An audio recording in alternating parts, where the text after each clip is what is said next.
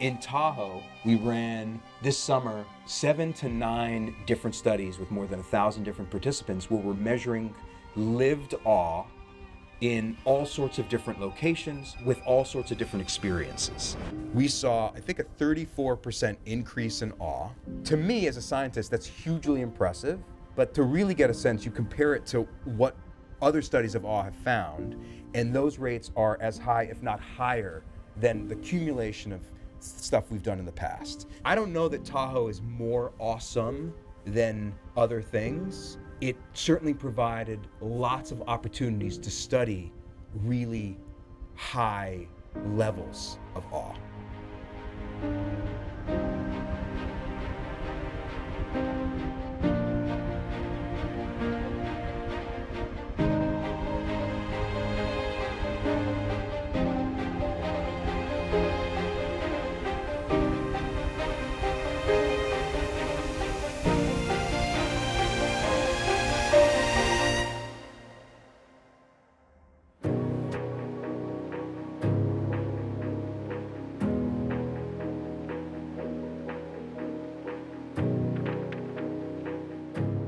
Did you say that you saw lots of signs of awe across these studies in people? Oh, yeah. You know when it's working because you're watching like a beautiful moment happen. You can tell when you come back to them that they feel different. I didn't do too much research with like real people in real life having real experiences as part of my grad degree, you know? Most people don't.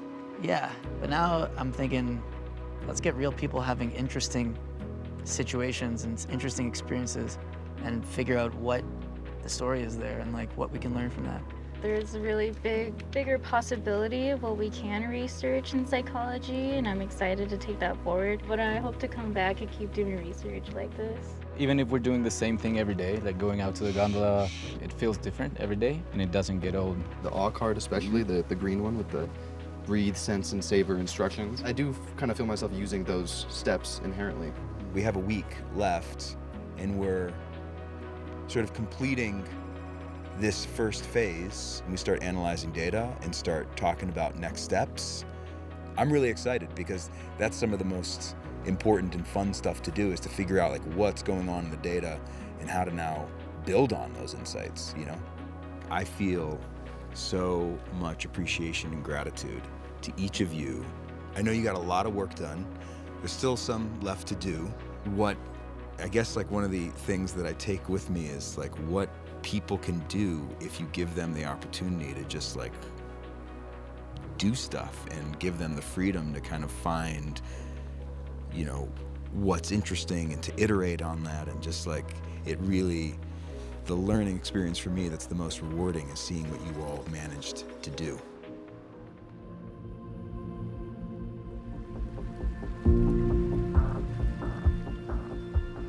Here we are in Heavenly Village, and the team and I have for several months now been thinking about running studies on the gondola. It's a really controlled environment, and so it gives us the ability to measure in a really confined space. And what does it do to the people who are having that co-experience together? Hey, how you doing? Hi, nice to meet you, Evan. Steven. Hi, this is Joseph. Hi, Joseph. Nice to meet you. These sorts of issues keep people apart, not just in romantic relationships, but you know, parents and children, employees and bosses, political opponents. There's always these sorts of things that are difficult and stressful to navigate, but if you were to successfully navigate them, it would improve your life and it would improve the world. We'll be first onboarding you with a couple surveys. You'll be reflecting on and identifying some potentially contentious issues in your relationship over the last few months. Issues that you probably would avoid talking about, but issues that, if resolved properly, would improve your quality of life and improve your relationship. Joseph will be fitting you with heart rate monitors, and there's going to be different phases of the experiment where you'll be having different kinds of experiences.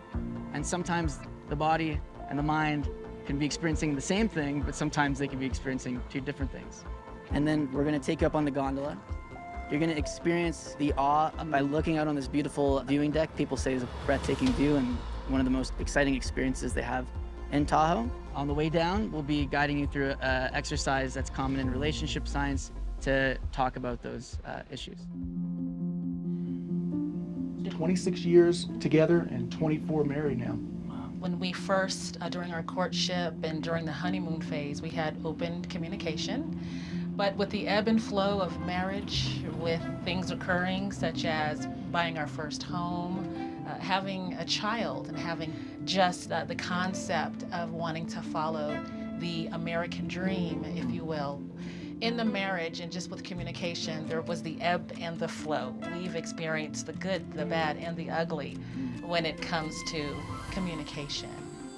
I wasn't supposed to date him because he's not Chinese. And way back then, that wasn't acceptable. Next year will be our 50th anniversary, so I guess it worked. Yes. And you know what? It's just been one happy, Kind of an adventure. yeah, it's been fun. Yeah, we've had a good time. Yeah, we've had a great time. Oh, that sounds like it's over. No. Oh, okay, we We're don't still wanna do having a that. good time.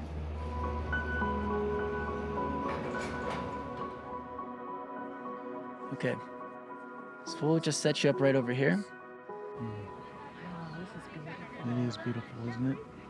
And so for the next 5 minutes, I'll have you guys do what we call an awe induction exercise. The first step is to calm your breath. The second step is to open your senses to experience, to the view, to the air, to the smell, to the sounds. And the third step is when that feeling of awe or wonder arises, to savor it and to pause and to just experience it. When I got up there and I saw the lake in full, it really made me emotional. I get really right on the edge of being tearful. It's just so much bigger than I am. Seeing the world from a different perspective, from that view, it affects you, it has you think differently, not just about the world in general, but about your life and things you're going through. And you realize there's a lot more to all this than just my little problems. I was able to look around the lake and realize how many of those places we'd been to, and brought back the memories of how much fun we've had. It brought us together in my mind. Okay, so that was 5 minutes. How you guys feeling? That seems fairly quick. Felt quick? Yeah, Time flies, I guess. it does. Yes, it's so beautiful. So is this, would you Desolation. say this is seeing the lake from a new perspective that you haven't Yes. I've Yeah. never seen it All at once. all at once. I've only seen portions. seen? Amazing. Are you ready to have a difficult conversation? Sure. I guess. Sometimes when we are discussing issues, I feel that sometimes my voice isn't heard. Sometimes you don't understand or maybe respect my opinion. Okay, well, thank you for bringing that to my attention. And I believe it's because I just want things to be peaceful and to resolve conflict. Perhaps I'm not really openly listening to you. I'm trying to just solve the matter very quickly and not taking your feelings into account and just giving my opinion about something and perhaps thinking that my way is the right way. You know, of course we both want peace, but to achieve peace, we have to acknowledge and respect and stop, I feel like, treating each other as enemies, as trying to win a fight, and more so how can we come together to resolve a conflict that's beneficial for both of us. Right. I think that's the main thing. I think being in this situation, helping you get in tune with nature, getting out of the settings that you're usually in when you have these conversations, which are usually heavy and dense, and there's a lot of burden involved because you look at the calendar and there's the bills, and you look at the calendar and there's what I have to go do next week, and being in nature and helping to calm you and recenter you, the conversations go a lot smoother. We see things differently. We are here and we have different experiences. I'm experiencing or having female experiences. You're having male experiences. And sometimes we just have to agree that our experiences lead us to having our opinions. All of my worries just melted away. I felt my walls just drop. And I felt that I could be my authentic self, softer. You know, I think once we understand each other's point of view, we can come closer to resolving those issues. Do you guys feel satisfied with how that conversation resolved? Absolutely. Yeah. Yes. Okay. We weren't ready to talk about difficult things, but it felt good talking about it, and we benefited from the conversation, definitely. I remember that feeling of awe, that feeling of wonder, that feeling of peace, and just being able to connect with my husband. I'll say something to you and you'll misinterpret. You'll layer on an interpretation that I don't mean, but I get blamed for it anyway. You tend to tell me to do something when I don't need to be told to do something. I need to think about how I say it, I guess. And I know tone. Tone is part of it, but sometimes you're preemptive. I mean, you'll tell me to do something when I've already... You don't need to be told. I don't need to be told. But how do I know you don't need to be told? Because there are times you need to be told. Well, no, that's difficult. And then I get caught. But perhaps I could raise a flag that says, I'm not going to do that. Nature puts you in your place. It calms you. So when you have those kind of conversations, it brings about a broader perspective than if you had had the conversation in the heat of the moment when you have a disagreement. And I really will watch my tone. I'll try. Okay. Yeah. That works for me. But thank you for saying that. Okay. Yeah. It's perspective. It's all perspective. It always is perspective. Okay, definitely stop it. Guys, Vista. Vista! All right. I had goosebumps. I come over the hill and I look at that lake and it just makes my whole body tingle. It's an amazing experience. We set out to do the Tahoe Rim Trail.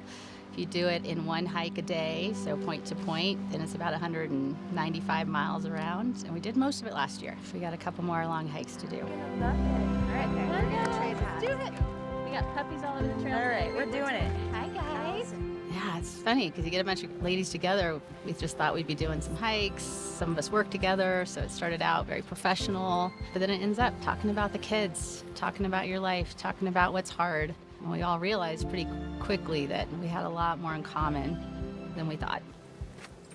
Well, we're all have ridiculously difficult things going on in our lives, and everyone has very high-powered, intense jobs, and this has just been a decompression for all of us. Connection is kind of everything, and I think that when we're out here on these hikes, it affords us the opportunity to lose time and space. And we shed those identities of, I'm not worried about my kids, I'm not worried about my puppy, I'm not worried about any of those things. You have the opportunity to talk about things that you normally wouldn't. And because when else are we like just together and without any other distractions for hours? You get people out in nature, you get people out in this world, again, you just realize that there's so much more than just us. The rocks, the trees, the water, it's just peace. It's meditation, it's breathing, it's learning to take big, slow, deep breaths and just enjoy it and look around. And we don't always look around. We're always looking at our feet. But around here, we stop and we look around. There we go. Right. Thank you for indulging me. Yeah, we really bonded, and yeah, it's been life-changing for sure.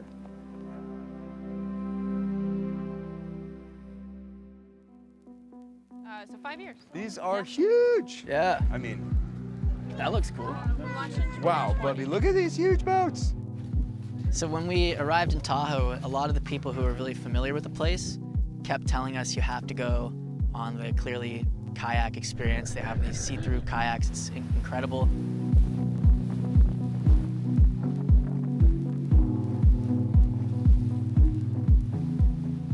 Years ago, now it's almost 4 years ago, just 3 weeks after the birth of his child, my best friend at the time took his life. He was one of the most grounded people that I knew, and it's just like astonishing that this is what he decided to do. I could imagine, since you're working a lot with youth, and they don't have like a large perspective on life because they've only been around for so long, it can feel like every problem is like the end of the world. Yeah, but even adults, I would say, like it's hard for adults to even get out of that.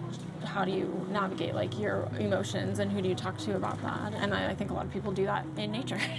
You know, they go and have really tough conversations while they're hiking because it somehow becomes easier than sitting on a couch, you know, like looking at I mean, I'm all Turns out there's a study. Yeah. But that's like dead on. Like, I don't know if I've ever actually like thought about it in those terms. Like, people go out into nature to have really difficult conversations. I hear what you're saying. There you go. Perfect. Nicely done. Have you ever seen water this clear? What do you see? Whoa! In this experience, you feel like you're really inside of the awe. It really is a tour about connecting with nature and about understanding Lake Tahoe as an ecosystem. Vinny's got the idea. Look at him, man. He's glued in. It's like a day at the aquarium for him. Dude, it's so much better. We have some guides that have worked with us for 6 or 7 years that are still in awe of how absolutely beautiful and crystal clear and special Lake Tahoe is. Whoa, whoa, look at that big log. Kelsey explained to us, people have these afternoon experiences, they get a dose of awe, and then they often come back and ask her a week later, how can we help save Tahoe? Like, how can we keep it pure for other people to enjoy? Because it's so special and so sacred. And so that's what we wanted to capture. So we designed a study where people took a survey before the Clear Lake Tahoe kayak experience, afterwards, and then each day for 5 days following. And what we measured was the momentary emotions they had, including awe, as well as their attitudes towards nature and preserving nature. This study is very much an in-progress study. And for the few observations that we have that completed the full length of the survey, you can see increases in awe, increases in feeling a spiritual connection with nature, and that sort of sustain themselves. It's too early to draw conclusions about this, but it's motivating us to fully complete the study next summer. Ollie, how was it? Purity to a psychologist is a very interesting thing because pure things can become contaminated. And so when people have that experience of recognizing the purity of the water and how impressive that is, they feel like it shouldn't be touched, it shouldn't be altered. Protecting nature for its own sake, not for the benefit of humans. People feel that way when they feel a spiritual connection with nature. They feel that way when they see how awe-inspiring and how special and how unique nature can be.